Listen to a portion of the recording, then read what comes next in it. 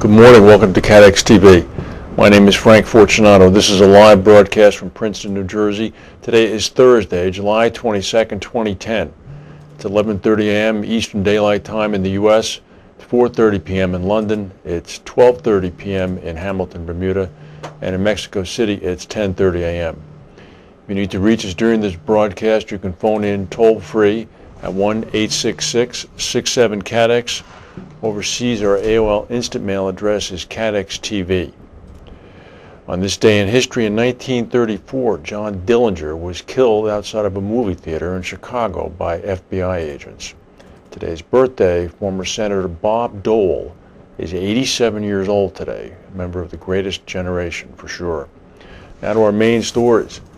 Unemployment news is making it in the U.S. today. The number of people applying for initial state unemployment insurance benefits rose by 37,000 up to 464,000 in the week ending July 17th.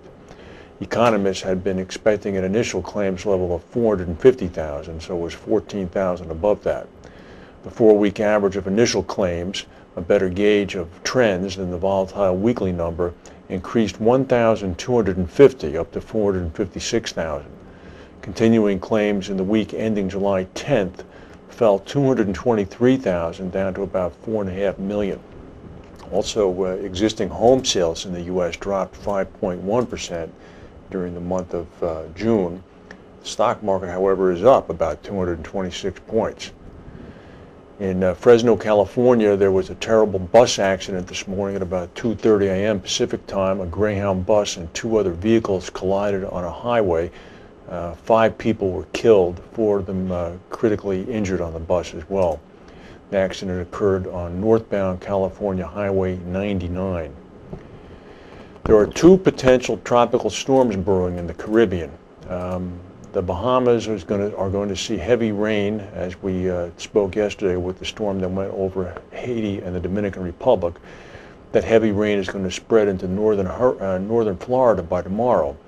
The National Hurricane Center has given this storm, which is the one on the right, about a 40% chance of reaching tropical storm strength. This storm we'll talk about later, actually, because it's going to be affecting the BP oil machinations out in the Gulf. The second tropical disturbance off to the west is a small but compact circulation system in the southwestern Gulf. This is much smaller. It should have nil of an impact on the oil spill. It has also about a medium chance for developing into a tropical storm in the next 48 hours, but will probably avoid the continental U.S. In the Gulf, crew members on the 65-ship flotilla are preparing today to evacuate in the event that storm does head into their area. The rough weather was obviously a couple of hundred miles away from the spill site. However, BP ordered all work to stand down yesterday because they're going to need several days to clear the area. There are 65 ships out there tending to the spill. This is just days before the expected completion of the relief well. The government's chief man on the scene, Thad Allen, said that bad weather could require reopening the cap that has contained the oil for nearly a week, allowing oil to gush out unfettered. Allen said this is necessarily going to be a judgment call. He's waiting until the last moment to decide whether or not he should order the crews in. Crews had planned to spend yesterday and today reinforcing with cement the last few feet of the relief well that will be used to pump mud into the gusher for the bottom kill.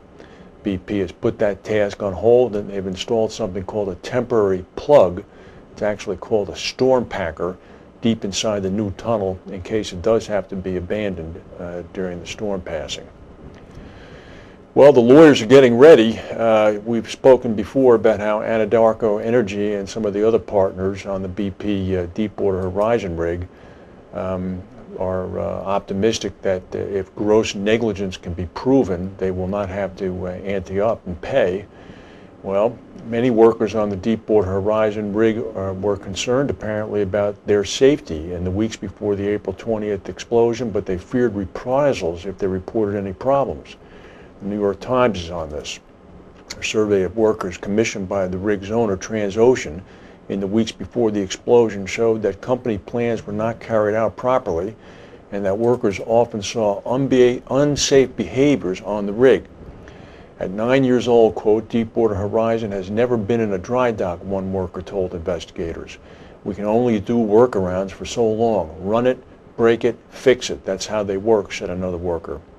Some workers thought that poor equipment reliability was a result of drilling priorities taking precedence over planned maintenance. According to a separate 112-page equipment assessment, also commissioned by Transocean, many key components, including the blowout preventer rams and fail-safe valves, had not been fully inspected since the year 2000, even though inspections are called for by the guidelines every 3 to 5 years. The report cited at least 26 components and systems on the rig that were in bad or poor condition. A spokesman for Transocean told the New York Times that most of the 26 components that were in poor condition were minor, and that all elements of the blowout preventer had been inspected. As I mentioned, the stock market's up about 227 points. We'll go to a word from our sponsors.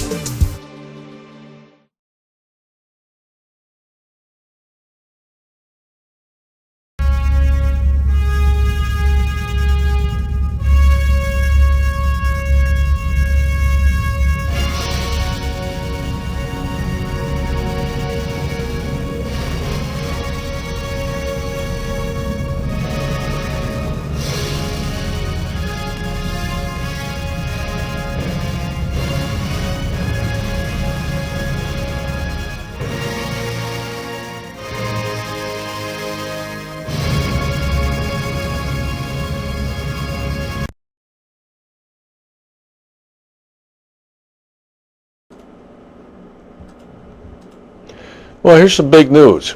Aon has announced that it's going to once again begin to accept contingent commissions from the markets where it's appropriate and legally permissible to do so. This is just about 6 years after they stopped taking them. Chairman and CEO of Aon Risk Solutions, Steve McGill, said, "We've conducted a great deal of research around broker compensation across the world with a focus on serving the needs of our clients. And following from that research, we've decided to accept various forms of compensation, including supplemental and/or contingent commissions."